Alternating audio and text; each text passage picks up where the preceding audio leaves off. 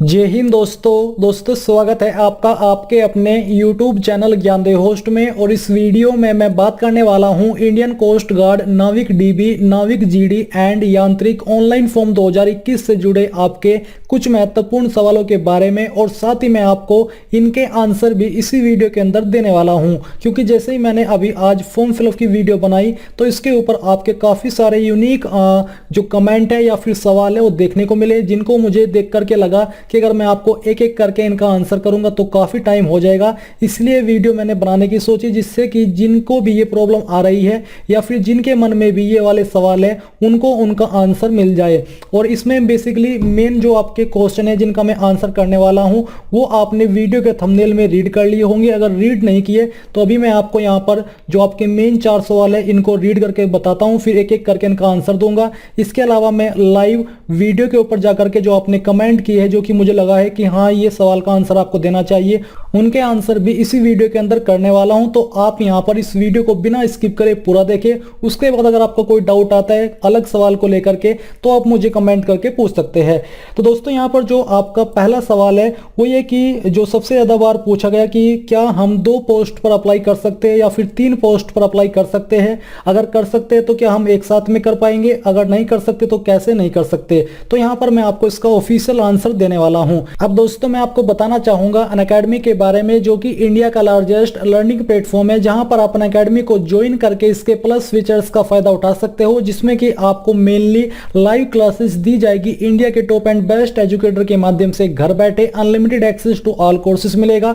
और जो आप यहां पर अन्य फीचर देख पा रहे हो, आपको इन सभी फीचर्स का फायदा बेसिकली अनअकैडमी प्लस को ज्वाइन करने के बाद मिल जाएगा। और यहां पर दोस्तों अनअकैडमी आपके लिए लेकर के आया है टारगेट यूपीटीटी 2021 दी कंप्लीट बैच कोर्स, जो कि आपकी 8 जनवरी 2021 से स्टार्ट होने वाली है, जहां पर आपको सब्जेक्ट वाइज इंडिया के टॉप एंड बेस्ट एजुकेटर के माध्यम से लाइव क्लासेस दी जाएगी। आप यहां पर देख सकते हैं कि किस सब्जेक्ट की जो लाइव क्लास है वो किस टाइमिंग पर स्टार्ट होगी। तो आपको यहां पर इन टाइमिंग को फॉलो करके अपनी एग्जाम की प्रिपरेशन करनी है अनअकैडमी को ज्वाइन करने के बाद में। इसी के साथ दोस्तों यहां पर आपकी comprehensive batch course on CTT जनवरी 2021, जो कि इंग्लिश मीडियम है, इसकी बैच आपकी 5 जनवरी 2021 से स्टार्ट हो चुकी है, जो कि यहां पर आपको क्लासेस दी जाएगी इंडिया के टॉप एंड बेस्ट एजुकेटर के माध्यम से।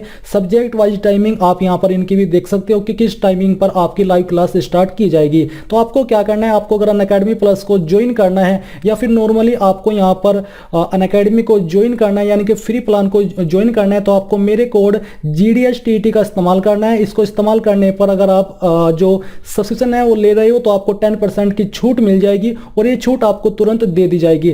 तो अगर आप ज्वाइन करना चाहते तो जल्दी से जाइए, वीडियो के डिस्क्रिप्शन में आपको लिंक दिया है और ज्वाइन करते समय मेरे कोड GDSTT का इस्तेमाल करना मत भूले अगर आप 10% की छूट चाहते हो।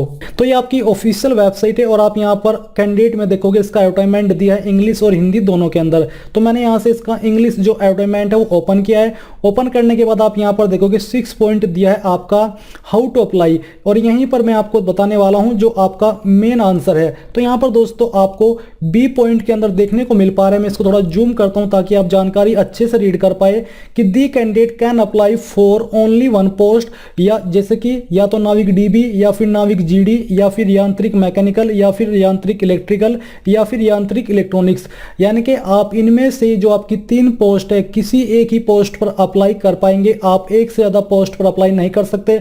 आप ऐसा नहीं है कि आपने नाविक डीबी पर अप्लाई कर लिया और फिर आप चाहते कि मेरे पास डिप्लोमा है, मैं यांत्रिक मैकेनिकल, यांत्रिक इलेक्ट्रिकल या फिर यांत्रिक इलेक्ट्रॉनिक्स में से किसी में से अप्लाई कर लूं, तो ऐसा संभव नहीं है। ना ही आप नाविक डीबी में, नाविक जीडी में, दोनों में अप्लाई कर सकते हो। आप एक ही पोस्ट पर अप्लाई कर पाओगे। आप चूज कर लीजिए आपकी क्वालिफिकेशन के अकॉर्डिंग कि आपको कौन सी पोस्ट पर अप्लाई करना है। तो यहाँ पर क्लियर ये कर लीजिए कि आप एक से ज्यादा पोस्ट पर अप्लाई नहीं कर सकते। अगर आप करोगे तो आपको बोला है कि the candidature of candidate will be cancelled if multiple applications are applied by the candidate for more than 1 post in response to this advertisement, यानी कि यहाँ पर अगर कैंडिडेट से उनके पास जो एप्लीकेशन है वो पहुंचती है और किसी कैंडिडेट की उनको मालूम होता है कि इसने 2 पोस्ट पर अप्लाई किया है, तो यहाँ पर आपके दोनों फॉर्म कैंसिल कर दिए जाएंगे और जो आपकी फीस है वो भी रिफंड नहीं की जाएगी। जी हाँ दोस्तों, आपने सही सुना, इसलिए आपको यहाँ पर क्लियर कर लेना है कि आपको सिर्फ एक ही पोस्ट पर अप्लाई करना है, आप 2 पोस्ट पर अप्लाई नहीं कर सकते। अब आई होप आपको इसका आंसर मिल गया होगा और अब आपके मन में कोई भी डाउट नहीं रहा होगा, क्योंकि ये जानकारी पूरी तरीके से ऑफिशियल है। फिर यहाँ पर दोस्तों आपका अगला सवाल है, ओटीपी प्रॉब्लम को कैसे सोल्व करें। अभी यहाँ पर दोस्तों जैसे आपके फॉर्म फिलअप स्टार्ट हुए तो मेरे सामने भी ये वाली प्रॉब्लम आई थी। जब मैं आपके लिए फॉर्म फिलअप की वीडियो बना रहा था तो इसमें काफ़ी बार मेरे सामने प्रॉब्लम आई, और वो प्रॉब्लम क्या थी, बेसिकली ये था कि जब मैं वहाँ पर ओटीपी जनरेट करता हूँ तो जो मोबाइल का ओटीपी है वो तो मुझे शुरुआत में आ गया था, बट जो ईमेल का ओटीपी है वो मुझे नहीं आया। फिर मैंने दोबारा से ओटीपी जनरेट किया, मुझे जो मोबाइल का ओटीपी है यानी कि मोबाइल नंबर पर जो आता है वो ओटीपी फिर से आ गया, बट जो ईमेल का ओटीपी है वो मुझे थोड़ी देर बाद आया। तो मुझे लगा कि जो ईमेल के ऊपर ओटीपी आया है वो सेकंड टाइम का आया है, बट वो फर्स्ट टाइम का ओटीपी आया था। इस वजह से जब मैंने वो ओटीपी वहां पर ईमेल का फिलअप किया और मोबाइल का फिलअप किया सेकंड टाइम वाला, तो वहां पर आता है ओटीपी एरर। तो इसका मतलब ये है कि जो हम ओटीपी भर रहे हैं वो मिसमैच हो रही है। मिसमैच वो हमारी तरफ से ही हो रहे हैं, क्योंकि जो वेबसाइट है उनको थोड़ा टाइम लेकर के सेंड कर रही है। मैं आपको बता दूं कि अगर आप आराम से ओटीपी जनरेट करोगे, उसके बाद चाहे आपको 5 मिनट लगे, चाहे 10 मिनट लगे, चाहे 15 मिनट लगे, आपको दोबारा से ओटीपी जनरेट नहीं करना है, आपको उसी विंडो के अंदर रहना है। और जैसे ही आपको ओटीपी ईमेल का है, पहले आप ये वेट कीजिए कि आपको पहले ईमेल का ओटीपी आ जाए, क्योंकि ईमेल के ओटीपी में ही आने में प्रॉब्लम हो रही है। जैसे ही आपका ईमेल का ओटीपी आए, फिर आपको देखना है कि मुझे मोबाइल नंबर के ऊपर ओटीपी मिला है नहीं मिला है, उसके बाद आपको ओटीपी वहां पर एंटर करना है। तो इस प्रकार से दोस्तों अगर आप थोड़ा वेट करोगे, थोड़ा सही से पेशेंस रख के, धैर्य रख के वहां पर ओटीपी को एंटर करोगे, तो आपके ओटीपी वहां पर फिलअप हो जाएंगे और आपके सामने कोई भी ऐसा एरर नहीं आएगा कि ओटीपी इनकरेक्ट है। ये प्रॉब्लम इसी वजह से है जो कि मैंने आपको यहां पर बताई है, आपके साथ डिस्कस की है, क्योंकि मुझे भी ऐसा ही लगा था कि ये ओटीपी गलत सेंड कर रहे हैं और ये वेबसाइट की प्रॉब्लम है। बेसिकली ऐसा नहीं है, ये प्रॉब्लम यही है कि जो ओटीपी है वो ईमेल का बाद में आता है, मोबाइल नंबर का पहले आ जाता है। हम वहां पर मोबाइल नंबर का ओटीपी डाल देते हैं, इतने में हम दोबारा से ओटीपी जनरेट कर देते हैं। फिर वो जो ओटीपी हमें ईमेल के ऊपर आता है वो पहले वाला आता है, हम समझते हैं कि ये दूसरे वाला ओटीपी है, बट वो होता है पहले वाला।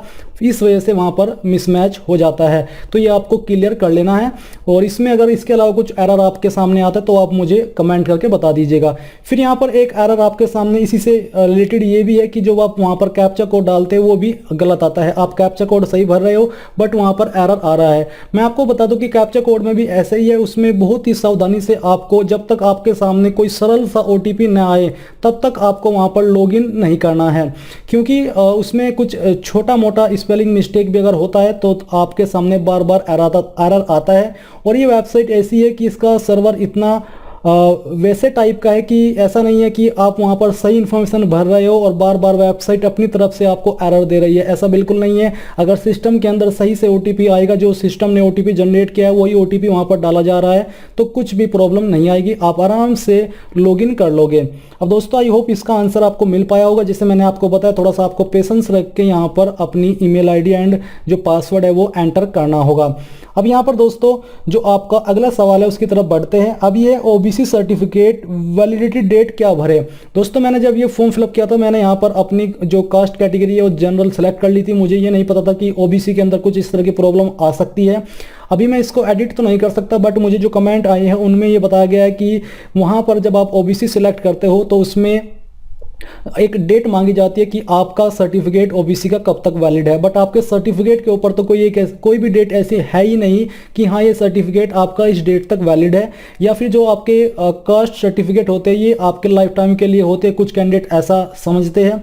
तो मैं आपको बता दूं, अगर आपके सर्टिफिकेट के ऊपर कोई भी डेट मेंशन ऐसी नहीं है जहां पर दिया गया कि हाँ ये सर्टिफिकेट आपका इस डेट तक वैलिड है, तो आप जिस डेट में आपने वो सर्टिफिकेट बनवाया है उस सर्टिफिकेट के 6 महीने बाद की डेट वहाँ पर आप लिख दीजिए, क्योंकि जो नॉर्मली सर्टिफिकेट होता है कास्ट सर्टिफिकेट वो 6 महीने तक वैलिड माना जाता है, चाहे वो स्टेट का हो चाहे फिर सेंट्रल का हो। बेसिकली इसमें तो आपको सेंट्रल का ही सर्टिफिकेट ओबीसी का अपलोड करना है।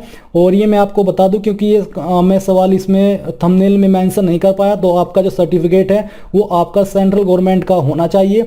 और इसलिए मैं आपको बता दूं कि जिस डेट में आपने सर्टिफिकेट बनवाया, जिस डेट में आपका सर्टिफिकेट इशू हुआ है उस डेट के आप 6 महीने बाद की यानी कि 6 महीने काउंट करके वहां पर वो डेट डाल दीजिए, आपको कोई प्रॉब्लम नहीं आएगी। क्योंकि इन्हें भी पता है कि इस तरह से कोई डेट नहीं दी होती, और जो एक वैलिडिटी होती है फॉर्म के अंदर सर्टिफिकेट यूज करने की, कास्ट सर्टिफिकेट या फिर जो आपका रेवेन्यू यानी कि आय सर्टिफिकेट होता है, आय प्रमाण पत्र होता है, तो वो यहाँ पर आपका 6 महीने तक की वैलिड माना जाता है। इसलिए यहाँ पर आप 6 महीने की एक डेट वहाँ पर डाल दीजिए, आपको कोई भी प्रॉब्लम नहीं आएगी। तो ये आपका आंसर हो चुका है। आई होप आपको इसका आंसर मिल गया होगा। अब बात करते हैं कि एडमिट कार्ड सभी के आएंगे या नहीं आएंगे। इसके बारे में भी आपके मन में काफ़ी डाउट है, मैं आपको क्लियर कर देता हूँ कि एडमिट कार्ड इस बार सभी के आएंगे, क्योंकि इसमें आपसे फीस ली जा रही है। जो बाकी आपके पहले नाविक डीबी या फिर पहले जो वैकेंसी आती थी उसमें उन्हीं कैंडिडेट के एडमिट कार्ड आते थे जिनकी परसेंटेज हायर होती थी, यानी कि शॉर्ट लिस्टिंग और प्रोसेस होता था सिलेक्शन में। बट इस बार आपका शॉर्ट लिस्टिंग प्रोसेस नहीं है। जितने भी कैंडिडेट अप्लाई करेंगे, जिनका फॉर्म सही से फिलअप होगा, सही से एक्सेप्ट होगा, यानी कि फॉर्म के अंदर कोई मिस्टेक नहीं होगी, तो उन सभी को एडमिट कार्ड इशू किए जाएंगे। आप चाहे किसी भी कैटेगरी के कैंडिडेट हो, आपका परसेंटेज से यहाँ पर कोई भी लेना देना नहीं है। परसेंटेज का जो लेना देना है वो वहीं तक है जहाँ तक आपकी एलिजिबिलिटी है। एलिजिबिलिटी से मतलब कि जब आपको अपने इसके जो नोटिफिकेशन के अंदर क्वालिफिकेशन की जानकारी देखी होगी, वहां पर आपको बताया गया होगा कि किस पोस्ट पर अप्लाई करने के लिए कितनी परसेंटेज चाहिए। बेसिकली वो परसेंटेज की लिमिट आपकी यांत्रिक की पोस्ट पर है, अन्य पोस्ट पर नहीं है। तो बेसिकली आपको एडमिट कार्ड सभी कैंडिडेट को इशू किए जाएंगे। अब यहाँ पर मैं दोस्तों इस सवाल को ऐड नहीं कर पाया, मैं यहाँ पर इसका आंसर दे देता हूँ। आपका एक है सर्टिफिकेट ऑफ अंडरटेकिंग। अब ये आपको कैसे भरना है ये आप यहाँ से समझ लीजिए। ये एक तो मैं आपको क्लियर कर दूँ, एक कैंडिडेट ने ये सवाल ये कमेंट किया था कि जो सर्टिफिकेट ऑफ अंडरटेकिंग है ये जिनकी उम्र 18 साल से कम है उन्हीं को अपलोड करना है, बट ऐसा नहीं है, ये सभी को अपलोड करना होगा। तो यहाँ पर आपको डाउनलोड करने के बाद ये मैंने टेलीग्राम चैनल के ऊपर डाल दिया है, वहाँ से आप डाउनलोड कर लीजिए। डाउनलोड करने के बाद इसको प्रिंट करा लीजिए। जब आपके सामने पेज पर आ जाए तो यहाँ पर आपको अपना नाम डालना है, अपने पिताजी का नाम एंटर करना है यानी कि लिखना है। फिर यहाँ पर आपको अपना जो वही फोटो चिपकाना है जो कि आपने फॉर्म को फिल करते समय अपलोड किया है, और उसके ऊपर आपको साइन करने हैं। साइन आधे फोटो के ऊपर होने चाहिए और आधे पेज के ऊपर यानी कि पेपर के ऊपर होने चाहिए। फिर जितनी भी लाइन यहाँ पर आपने लिखी है ये आपको नीचे लिखनी होगी। कहाँ लिखनी है मैं आपको बताने वाला हूँ। उसके पहले आपको यहाँ पर दिया है signature of parent guardian, name of parent guardian, यानी कि यहाँ पर दोस्तों आपको अपने जो गार्जियन अभिभावक हैं, माता पिता हैं, उनका सिग्नेचर कराना है और उनका नेम यहाँ पर लिखना है। ऊपर आपके सिग्नेचर, नीचे यहाँ पर नेम। अब ये किनको लिखने हैं वो भी यहाँ पर आपको बोला है कि parents guardian signature is required only if candidate is less than 18 years on the date of application. यानी कि जो कैंडिडेट अप्लाई कर रहा है अगर उसकी उम्र 18 साल से कम है फॉर्म फिलअप की लास्ट डेट तक या फिर जो आपकी एज ऑन डेट है उस डेट तक, तो आपको यहाँ पर ये सिग्नेचर ऑफ पेरेंट या गार्जियन के आवश्यक है, यानी कि आपको कराने ही होंगे। अगर आपकी उम्र 18 साल से ज़्यादा है तो आपकी मर्जी है, आप यहाँ पर सिग्नेचर कराए या ना कराए कोई भी प्रॉब्लम नहीं आएगी। बट जिन कैंडिडेट की उम्र 18 साल से कम है उनको ये यहाँ पर कराना ही होगा। बट इसका मतलब ये नहीं है कि ये उन्हीं कैंडिडेट को अपलोड करना है जिनकी उम्र 18 साल से कम है, ये अपलोड सभी को करना है। फिर यहाँ पर दोस्तों आपको अपने बाएं अंगूठे का इंप्रेशन लगाना है और यहाँ पर आपको अपने ऊपर की तरफ सिग्नेचर करने हैं, खुद के जो कैंडिडेट फॉर्म फिल कर रहे हैं उसके। यहाँ पर आपका जो नाम है जो कि आपने फॉर्म फिल करते समय यूज किया वो लिखना है। बैच जैसे कि फरवरी 2021 यानी कि 02/2021 किस पोस्ट पर आपने अप्लाई किया उस पोस्ट का नाम और फोटो आईडी नंबर, जो भी फोटो आईडी आपने फॉर्म को भरते समय यूज की थी उसका नंबर आपको यहाँ पर लिखना है। फिर यहाँ पर आपको नीचे आना है और आपको दिया कि candidate to write the above content in his own writing certificate of undertaking, यानी कि जो सर्टिफिकेट ऑफ अंडरटेकिंग के नीचे जो कंटेंट है सारा का सारा यहाँ तक के ये आपको यहाँ पर खुद की हैंड राइटिंग से लिखना है, आराम से एक एक करके, कुछ भी इसमें मिस्टेक नहीं करनी है। नीचे भी आपको सेम फोटो लगाना है और उस पर आपको सिग्नेचर करने हैं। सेल्फ अटेस्टेड से मतलब है कि आपको खुद ही यहाँ पर चिपकाना है, आपको किसी से अटेस्ट नहीं कराना है।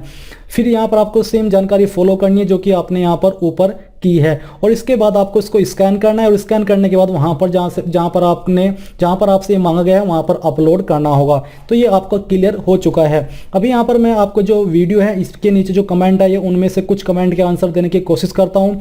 तो यहाँ पर सवाल है कि सर मैंने ओपन से स्टडी करी है, क्या मैं एलिजिबल हूँ फॉर्म फिलअप करने के लिए। तो यहाँ पर दोस्तों ऐसा ऑफिशियल नोटिफिकेशन के अंदर नहीं दिया है कि हाँ जिसने ओपन से किया, बट अगर हाँ फॉर्म फिलअप पर जाओगे और वहाँ पर आप बोर्ड देखोगे, अगर आपका बोर्ड वहाँ पर नहीं है, ओपन बोर्ड नहीं है, तो इसका मतलब आप एलिजिबल नहीं हो। बट अगर आपका वहाँ पर ओपन बोर्ड आपको देखने को मिल पा रहा है तो आप इसमें अप्लाई कर सकते हो।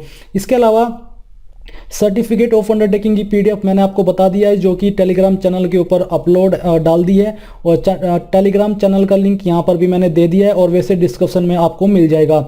और जो ओटीपी रोंग का आपकी प्रॉब्लम है उसके बारे में मैंने आपको आंसर कर दिया है। फिर यहाँ पर जो एक दूसरी वीडियो है इसके ऊपर भी आपके काफ़ी कमेंट है। यहाँ पर बोला कि परसेंटेज बेस पर एडमिट कार्ड आएगा कि नहीं, तो यहीं ये आपका परसेंटेज बेस पर नहीं आएगा, ये आपका सभी का आने वाला है। ये जो मैंने अभी आपको सर्टिफिकेट ऑफ अंडरटेकिंग के बारे में बताया, एक कैंडिडेट ने लिखा है कि केवल तभी आवश्यक है जब उम्मीदवार आवेदन की तारीख से 18 वर्ष से कम हो, बट ऐसा नहीं है। मैंने आपको उसका आंसर कर दिया है, ये सभी को ही अपलोड करना है। ये सिर्फ सिग्नेचर तक की बात है।